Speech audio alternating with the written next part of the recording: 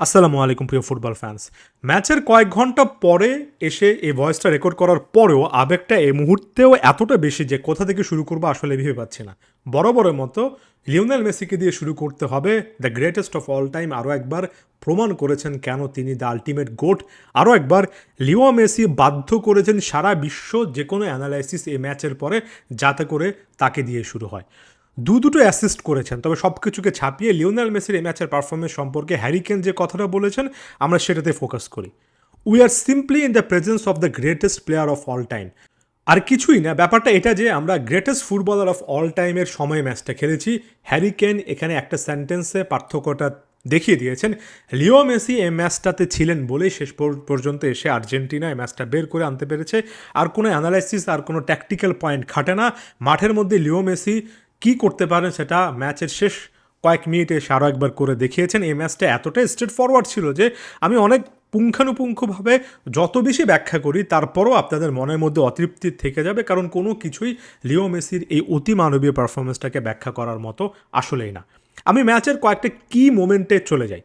Lionel Messi প্রথম গোলটার ক্ষেত্রে একটা অ্যাসিস্ট করেছেন এবং দেখে মনে হয়েছে সাধারণ একটা পাস ছিল।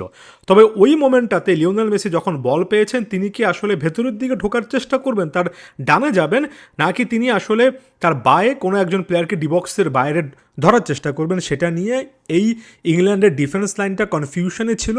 যে কারণে তারা ডিবক্সের বাইরে স্পেস রেখেছে, কারণ সেখানে ধারণাটা ছিল যে লিওনেল মেসি ভেতরে ঢোকার চেষ্টা করবেন। দুজন মিলে লিওনেল মেসিকে আটকানোর চেষ্টা করেছেন এবং লিও মেসি কিছুটা হলো বডিটা ওপেন করে পাসটা দিয়েছেন ডিবক্সে একেবারে ফাঁকায় দাঁড়িয়ে থাকা এনজো ফার্নান্দেসকে, এবং এনজো ফার্নান্দেস প্রমাণ করেছেন। আমার সবচেয়ে বড় প্রাপ্তির যে জায়গাটা, এই ম্যাচে একজন ফুটবল বিশ্লেষক হিসেবে এই জিনিসটা দেখতে পারা যে ম্যাচটা শেষ মুহূর্তে এসে Enzo Fernandez Mac Allister control করবেন।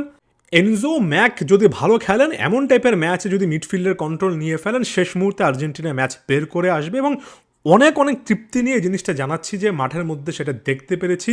এনজোর কাছ থেকে শুধুমাত্র নয়, ম্যাকের কাছ থেকে আমরা পারফেক্ট একটা ফ্যান্টাস্টিক একটা পারফরমেন্স দেখেছি। দুটো শট তার কিন্তু পোস্টে লেগে প্রতিহত হয়েছে, আনলাকি ছিলেন। তবে আমার কাছে লিওনেল মেসি তো লিওনেল মেসি, ম্যাচের কি পয়েন্ট, ফোকাল পয়েন্ট ছিলেন এনজো ফার্নান্দেস, ম্যাক অ্যালিস্টার, এক কথায় অসাধারণ ছিলেন।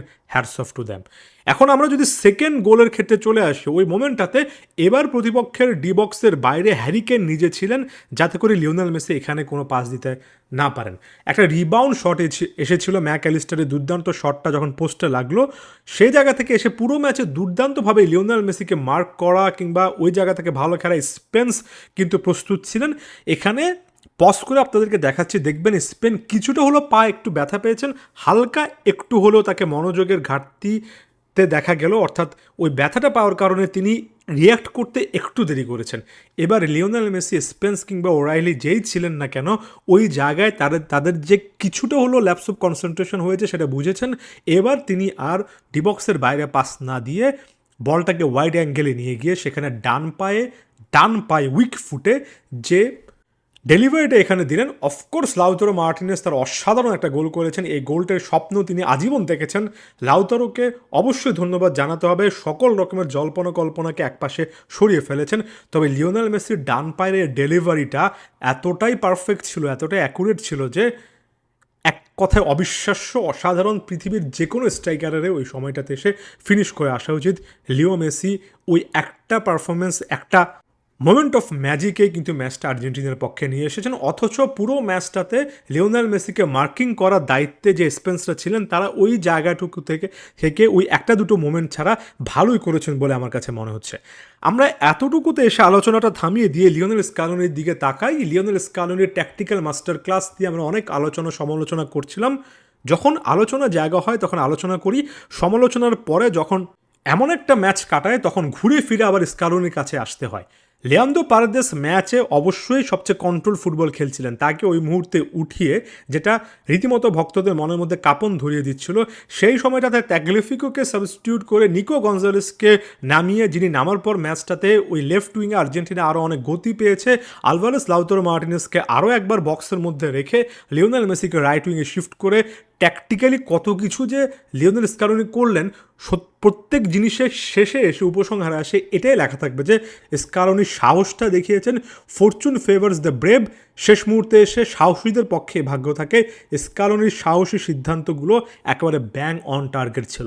স্টার্টিং লাইনআপে জুলিয়ানো সিমিওনিকে চাচ্ছিলাম এবং সিমিওনির ইনক্লুশনটা আর্জেন্টিনার জন্য অসাধারণ কোনো কিছু হয়নি, তবে সিমিওনি অন্তত দেখিয়েছেন যে ওই জায়গা থেকে যদি আপনি কনস্ট্যান্ট রান মেক করেন, যদি ফাইনাল থার্ডে চলে আসেন, ডিফেন্সে চলে আসেন, শুধুমাত্র আপনার রানিংয়ের কারণে প্রতিপক্ষ আসলে কিছুটা হলো প্রেস করতে দ্বিধা করবে, কিছুটা হলো তারা কিন্তু তাদের ডিফেন্সিভ ওই জিনিসগুলো ঠিক রাখার জন্য পকেট অফ স্পেস দেবে, একটু ব্রেদিং স্পেস দেবে।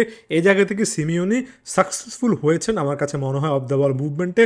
পরবর্তীতে Rodrigo De Paul, well rested Rodrigo De Paul এসে রাইট সাইডের রাইট হাফ স্পেসে এতটাই ডমিনেট করেছেন যে লিও মেসি ওয়াইড স্পেসে চলে গিয়ে সেখান থেকে আরও একটা উইং পারফরমেন্স দিয়েছেন। এক কথায় স্কালোনির মাস্টার ক্লাস, আরও একটা পিন পয়েন্ট সাবস্টিটিউশন আমরা দেখলাম এবং এমন সময় সাবস্টিটিউশনগুলো এসেছে যেটা ম্যাচের গতিপথে প্রভাব রেখেছে, এমনকি গঞ্জালো মন্তিয়েলো এসে একের পর এক ক্রস করতে পেরেছেন। উইক লিঙ্ক হিসেবে বরাবরের মতো নাহুয়েল মলিনার এখানে অ্যান্টনি গর্ডনকে ট্র্যাক না করা, এর আগে তাগলাফিকুর ক্লিয়ার করতে না পারা, এগুলো নিয়ে আমরা আলোচনা করব। মলিনার আরও একবার তার বাহিন্ড দ্য ব্যাক অর্থাৎ তার ব্লাইন্ড সাইড দিয়ে এখানে গর্ডন ঢুকে গোল করেছেন, সেটা নিয়ে অনেক আলোচনা সমালোচনার জায়গা হবে। তবে সব কিছুকে ছাপিয়ে এই ম্যাচটাতে ক্লিনিক্যাল আরও একটা পারফরমেন্স, হুলিয়ান আলভারেজ যে পরিমাণ পরিশ্রম করেছেন, রোমেরো মার্টিনেজটা ইয়েলো কার্ড দেখার পরও এই সময়টাতে ডিফেন্স যে ভেঙে পড়েনি সেটাকেও কিন্তু আসলে একটা পজিটিভ নোট আকারে নিতে হবে। ইংল্যান্ডের এই ম্যাচটাতে আপনি শুধুমাত্র কোচের দিকে তাকে এটাই বলতে পারেন যে একটা গোল খাওয়ার পরে তারা এতজন মিলে এসে যখন ডিফেন্স করছিল সেকেন্ড গোলের জন্য তারা কেন গেল না। তবে এমন সিচুয়েশনে কোচেরা বাই দ্য বুক খেলার চেষ্টা করেন। ওই সময়টাতে এসে আরও একবার শেষে 10 মিনিটে এসে গেমটা এভাবে চেঞ্জ হবে, এটা কে ভেবেছিল? হ্যারি কেনের জন্য কিছুটা হলেও খারাপ লাগবে, কারণ তার জায়গা থেকে সর্বোচ্চ চেষ্টা করেছেন। জুড বেলিংহাম লিওনেল মেসির সাথে একটা তর্কে জড়িয়ে নিজের মনোযোগটা হারিয়েছেন, লিও মেসিকে আরেকটু তাতিয়ে দিয়েছেন, যেটা আর্জেন্টিনার পক্ষে গিয়েছে। এখানে প্রতিপক্ষ যতটা ভালো ফুটবল খেলেছে কিংবা না খেলেছে তার চেয়েও বড় কথা আর্জেন্টিনা আরও একবার করে দেখিয়েছে, আরও একবার তাদের আবেগটা এতটাই ওয়েল কন্ট্রোলভাবে তারা ব্যবহার করতে পেরেছে যে এই লিওনেল মেসি, এই এনজো ফার্নান্দেজ, এই দলটার প্রশংসা আপনার করতে হবে। এই লিওনেল স্কালোনির প্রতি অনেক বাক্য বিনিময়ের পরে শেষের দিকে এসে বলতে হবে আর্জেন্টিনার ফুটবলের সবচেয়ে বড়, সবচেয়ে অসাধারণ ফেস্টার রূপকার দিন শেষে তিনি। ধন্যবাদ সবাইকে।